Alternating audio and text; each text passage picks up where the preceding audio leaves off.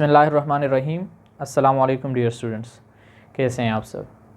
आज की इस वीडियो में हम 10th क्लास की बायोलॉजी से एक टॉपिक को डिटेल से पढ़ेंगे जिसका नाम है गैसियस एक्सचेंज इन प्लांट्स।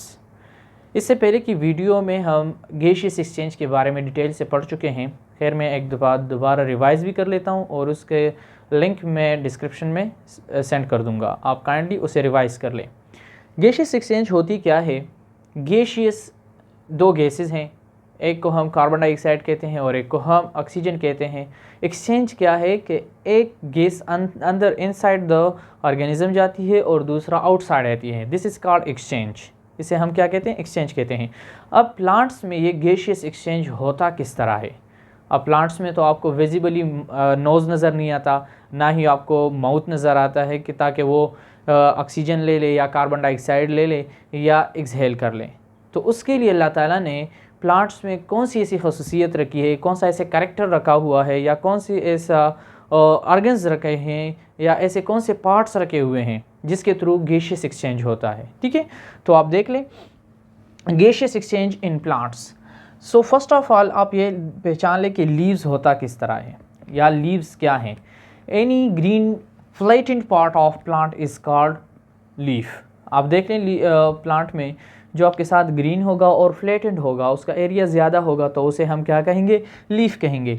अब उस लीफ के ऊपर हम जो अपर लेयर उसे कहते हैं या आउटर मोस्ट लेयर कहते हैं, उसके सरफेस पर उसे हम क्या कहते हैं? एपिडर्मस कहते हैं। अब एपिडर्मस सिर्फ रूट्स लीव्स पर नहीं होता, रूट्स पर भी होता है, स्टेम पर भी होता है। ठीक है, उसके नीचे हम कहते हैं कि एपिडर्मस में स्टोमेटा मौजूद होते हैं या उसे हम स्मॉल पोर्स कहते हैं जिसके थ्रू गैसियस एक्सचेंज होता है। अब देखें गैसियस एक्सचेंज कहाँ हो रहा है? बिल्कुल हमें नज़र नहीं आता, नॉन विजिबल पार्ट है या इनविजिबल है जो हमें माइक्रोस्कोप के अलावा बिल्कुल नज़र नहीं आ रहा, लेकिन हम कहते हैं कि हाँ stomata is present there where gaseous exchange occur. अब ये लीफ है और लीफ में हमारे साथ क्या है? मीज़ोफिल हैं, मीज़ोफिल टिश्यूज़ हैं या सेल्स हैं, मीज़ोफिल। अब एपिडर्मस में स्टोमेटा मौजूद कहाँ होते हैं? ज़्यादातर हम क्या कहते हैं कि ये लोअर सरफेस पर होते हैं, लेकिन ये अपर सरफेस पर भी हो सकते हैं, लेकिन mostly they are present at the lower surface of the leaf. तो हम कहते हैं कि यहाँ पर लोअर सरफेस में इस स्मॉल पोर्स को स्टोमेटा कहते हैं। क्या कहते हैं? स्टोमेटा कहते हैं, जिसके ज़रिए से हमारे साथ गैसियस एक्सचेंज होगा। अब गैसियस एक्सचेंज की ज़रूरत क्यों है? क्यों ये गैसियस एक्सचेंज हो रही है? क्यों हम सांस लेते हैं या प्लांट्स क्यों ऑक्सीजन लेते हैं या कार्बन डाइऑक्साइड एक्सहेल करते हैं रात के वक्त या दिन के वक्त, वो क्यों लेते हैं?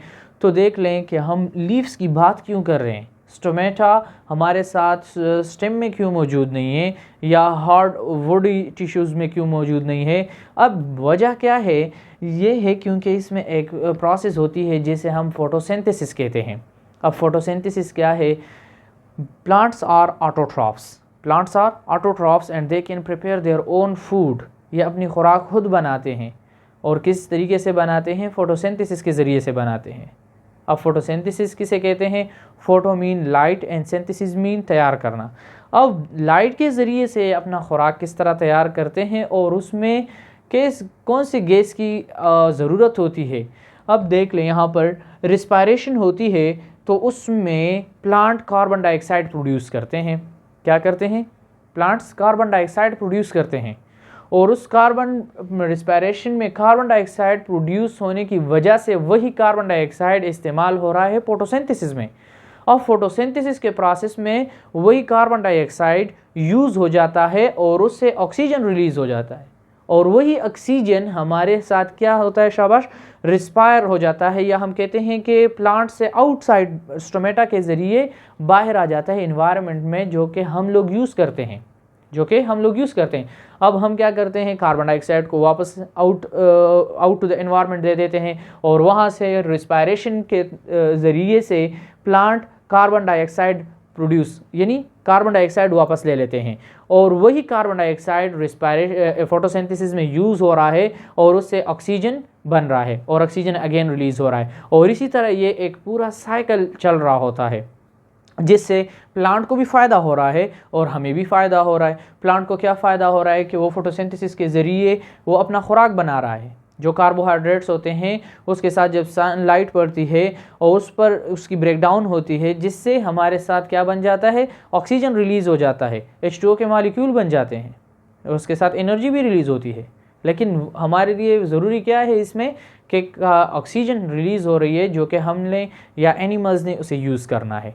अब यही प्रोसेस टू टाइम है क्योंकि दिन भी है और रात भी है। फोटोसिंथेसिस के लिए ज़रूरी क्या है कि उसके लिए लाइट ज़रूरी है। अब दिन के वक्त तो ठीक है, ये चल जाता है कि हम कहते हैं कि प्लांट्स कार्बन डाइऑक्साइड ले लेता है और ऑक्सीजन हमें वापस दे देता है।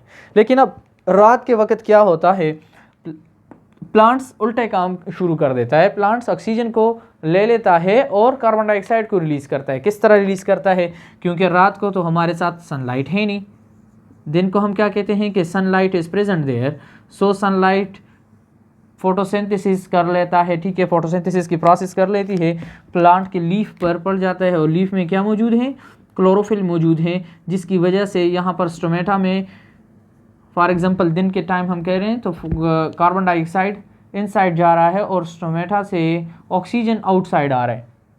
अब किस तरह आ रहा है, कार्बन डाइऑक्साइड प्रोड्यूस हो रहा है रिस्पायरेशन के ज़रिए और यही कार्बन डाइऑक्साइड इनसाइड में फोटोसिंथेसिस यूज़ कर रहा है, फोटोसिंथेसिस में यूज़ हो रहा है और फोटोसिंथेसिस के प्रोडक्ट में जो उससे हासिल हो रहे हैं उससे क्या है, ऑक्सीजन है जो कि एनिमल यूज़ कर रहे हैं या ह्यूमंस यूज़ कर रहे हैं।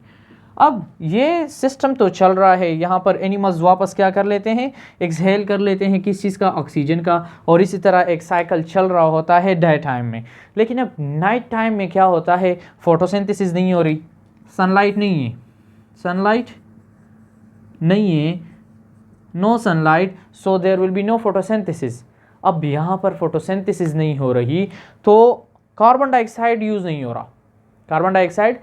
नहीं हो रहा, इसी वजह से क्या होता है, प्लांट्स ऑक्सीजन लेना शुरू कर देते हैं, वापस ये उल्टा सिस्टम शुरू कर लेते हैं और जब ये ऑक्सीजन लेते हैं तो उस ऑक्सीजन के लेने के बाद ये कार्बन डाइऑक्साइड को रिलीज़ कर लेते हैं, लेकिन ये बहुत कम मिकदार में होता है।